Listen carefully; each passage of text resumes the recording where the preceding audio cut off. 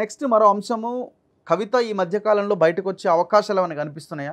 ఎందుకంటే ఒకటి ఇప్పుడు కాంగ్రెస్ వాళ్ళు అంటున్నారు కేటీఆర్ అండ్ హరీష్ రావు వెళ్ళి బిఎల్ సంతోష్ని కలిశారు, మిగతా బీజేపీ వాళ్ళని కలిశారు, ఏదో రకంగా ఆమెను ఇప్పుడు ఎట్లా బయటికి తేవాలన్న దాంట్లో చాలా చాలా డీప్ అనాలిసిస్లో ఉన్నారన్నది ఒకటి. వీళ్ళు కూడా ఢిల్లీకి పోయి మొన్న 6-7 రోజులు ఉండొచ్చినట్టున్నారు. సో ఇవన్నీ ఫ్యాక్టర్స్ చూస్తే ఆమె ఏమైనా వచ్చే అవకాశం ఉందా? అంటే రాష్ట్ర కాంగ్రెస్ నాయకులు ఎవరైతే ఈ మాటలు మాట్లాడుతున్నారో వీళ్ళకి రాజకీయాల్లో ఓనమాలు తెలియదు.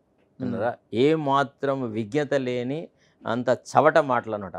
ఒక పక్క కేజ్రీవాల్ అరెస్టును మొత్తం కేంద్రంలో ఉన్నటువంటి ఇండియా గఠబంధన్ వ్యతిరేకిస్తుంది. కేజ్రీవాల్ని ఎంతకాలము జైల్లో ఉంచుతారు అన్నటువంటి మాట. ఒక పదవిలో ఉన్నటువంటి ఒక ముఖ్యమంత్రిని ఎంతకాలం జైల్లో ఉంచుతారు? తర్వాత సుప్రీంకోర్టు కూడా పిఎంఎల్ఏ యాక్ట్ని ఇంటర్ప్రిట్ చేస్తూ ఎంతో కాలం, ఇప్పుడు పిఎంఎల్ఏ యాక్ట్ పరిధిలోపల అరెస్ట్ చేస్తే ఎట్లా చేస్తారు అంటే అనుమానాల మీదనే చేస్తారు. చేసిన తర్వాత రివర్స్ బర్డన్ ఉందన్నమాట. అంటే ఎవరి మీద నేరం ఆరోపించబడదో అతనే నేను నిర్దోషిని ప్రూవ్ చేసుకోవాలి. సో అట్లాంటి దశలో కూడా త్వరితగతిన వీళ్ళు ట్రయల్ స్టార్ట్ చేయాలి. వీళ్ళు ఏం ట్రయల్ స్టార్ట్ చేయలేకపోతున్నారు కాబట్టి డెఫినెట్గా బెయిల్ వస్తుంది. అదే నేరంలో ఇన్వాల్వ్ అయినటువంటి కేజ్రీవాల్కి కానీ లేకపోతే మనోజ్ సిసోడికి కానీ బెయిల్ వస్తే ఆటోమేటిక్గా కవిత కూడా వస్తుంది. అయినా కవిత ఏమన్నా నిన్న మొన్న పోయిందా జైలుకి?